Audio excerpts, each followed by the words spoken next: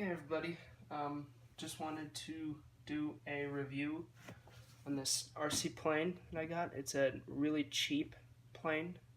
I got this about 3 years ago, and for Christmas actually, and that was my first actual hobby or hobby grade remote control, and I did not know how to take care of it or anything like that. How to take care of any hobby grade things, and of course I crashed it and like broke it in half here, knocked holes in the wings, stuff like that.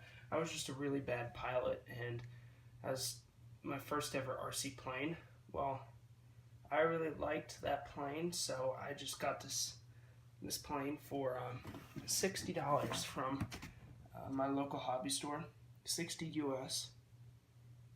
Sorry, I'm not filming in my usual place because we're getting our renovations done to the house, and it's just a mess everywhere. So yeah, and sorry about the glare. There's a window right behind me, so I figured I'd like to unbox this for you. So, and yeah, I already opened it up just a little bit just to see how it was. So sorry about that. It's a nice big box. Here, let me mess with my tripod for just a minute. Well, I'll just hold on to it. It's a really big box. Pretty good sized plane. Here's my hand for comparison. Pretty big size, well, for a starter plane. So I am just going to carefully get it out using one hand.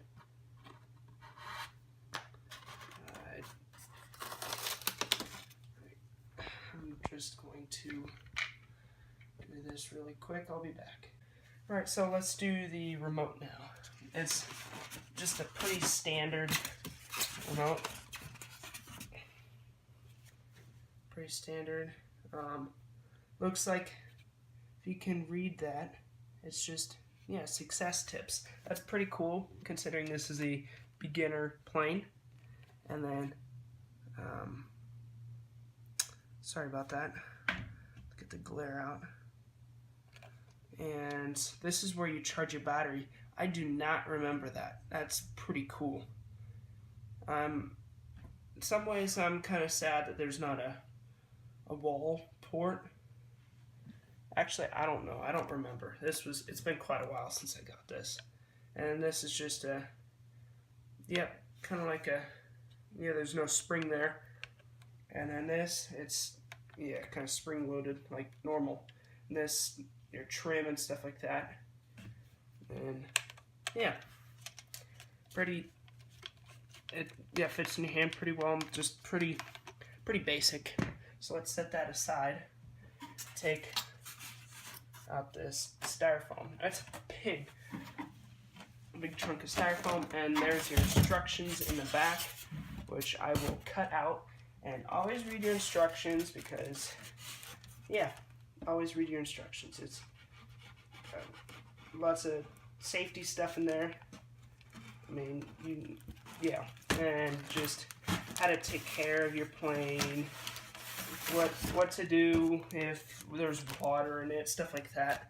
So always read this. Don't just throw it to the side. You can do that when you first open it, but always come back and read it. Especially with RC cars, or just any RC in general. You gotta read your instructions. So I am going to just go ahead and put these pieces back, and I am going to charge the battery really quick for this plane, and I will time it to see about how long it takes. And one more thing, these are just the sticker quality's alright. It's pretty good for $60, and this thing is incredibly light. I don't know if I heard this right, but I heard that this was This weighed 1.3 grams without the battery. I am not surprised it is that light. When I used to fly it around, I could just let it glide. I used to just kill the engine and it would glide for forever. And yeah.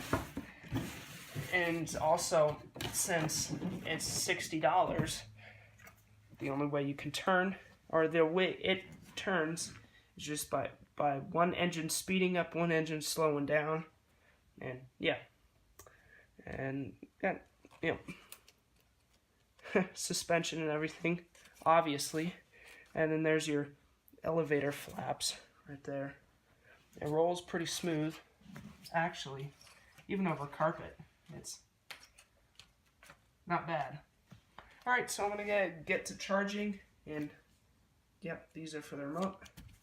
Alright, see you in a bit.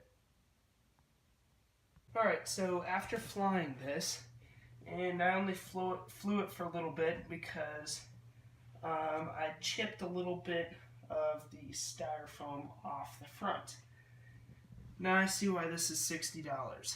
It's I'll start off with the negatives.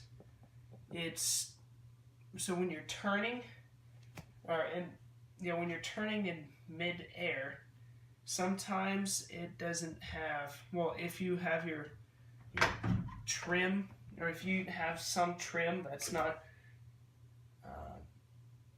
let's say you have some trim to try to adjust the plane to keep it from taking off at an angle, it has a hard time turning that direction. So let's say it's taking, or let's say the plane is uneven and it's taken off. Let me adjust my camera. Oops. Adjust my camera like this. Alright, let's say, because this is, so out of the box, it was taken off, it was kind of turning like this, and it doesn't take hardly anything for this to move, since it's so light. It's incredibly light.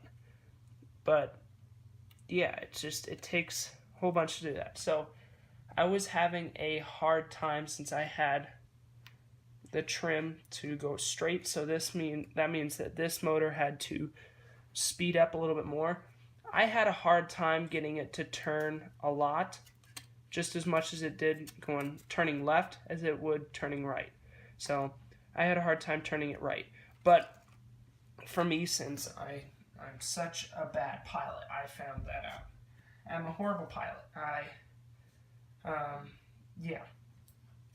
So I knocked out, and yeah, everybody is probably gonna think I'm a horrible pilot. Yeah, it's how I was flying it on the narrow street.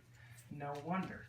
But then again, I was on a cul-de-sac, so I had some room, but apparently not enough. And since this is so light, it'll take off at about, let me bring the remote over. It'll take off, or at least the wing will start raising up at about 1/8 of a throttle, so about right there. And half throttle, you're almost in the air. All you have to do is pull up, which by the way is going down, and it's very, very sensitive. That's something that I need to get used to. I'm pretty sure that all planes are like that, or all RC planes are like that. So I would just pull, and when I was just starting, when I just started, I would go like that, thinking that it'd pull up. Nope, it nosedives. At half throttle, it goes about 8. Actually, it's more like 15 miles an hour. Yeah, it's going a little bit slower than that in the air, but if you do that, wow, it dives fast. It's like a fighter jet when you either go up or down. It moves quick. The elevator is really effective, but going side to side, not that much, since I don't have any other any fins back here, or whatever you call them. Your aeronautic enthusiasts would know. But since this is the only way for it to turn, just by doing that, and the turning doesn't make up for the turning sensitivity doesn't make up for the elevation sensitivity. But other than that, got all the negatives out. Actually, one more thing. This styrofoam is the typical $2 styrofoam glider material. It's really, really cheap. It chips pretty easily. I hit the ground a little bit too hard, and I was still getting used to this since it's so sensitive and like that, and yeah, it knocked that out. But other than that, it was fine. It still flies perfect. It's great, actually. But so I was going up on a curb just to see it and going half throttle, and this is not moving. The back end would just start lifting up like that because all the wind is going straight to the elevator, and it just props it up. So full throttle is going like that, even though there's an angle like this. And yeah. Oh yeah, one more thing. The Velcro for the battery, it's not the greatest. It's not the greatest Velcro, so whenever you land, and I haven't gotten a smooth landing yet, I mean, but just landing like that, it knocks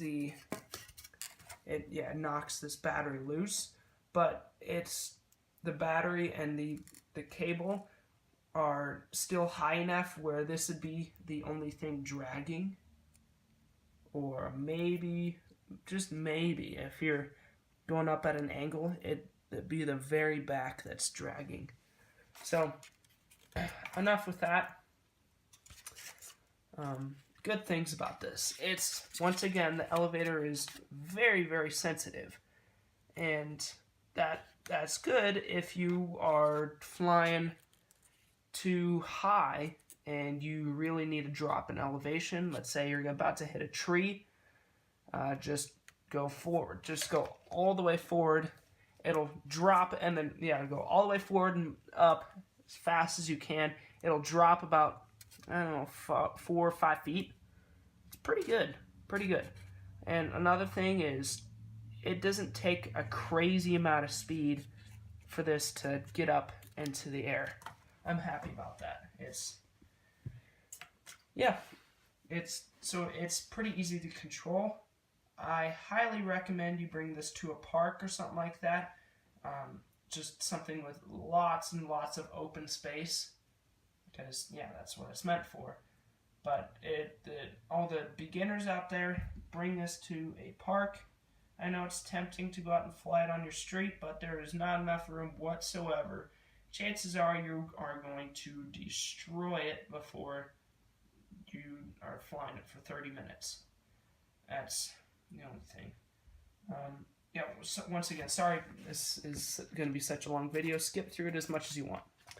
Alright, if the plane was made out of styrofoam like this styrofoam glider, I got this from my hobby store for either $7 or maybe $15, I don't know, but it's really, really high quality styrofoam. I mean, this stuff it's very, very flexible. I don't want to accidentally distort this, but it is very flexible. The salesman said that you can pretty much take these wings and bend them all the way around before it snap. And I wish that this styrofoam, even though it's a little bit heavier and a little bit more dense, was on this plane. This would make it the ultimate beginner plane. But yeah, it'd probably be closer to $80 if they did that. But this is pretty good quality, and I'm happy with it, but I'm also not really disappointed with it. I'm just but that's the whole review. Sorry it's so long, and I can't wait to take this to a park. Oh yeah, and I was flying around for about 10 minutes outside. This battery does not show any signs of it being low, so that's good. Anyways, I'll see you in the next video. Bye.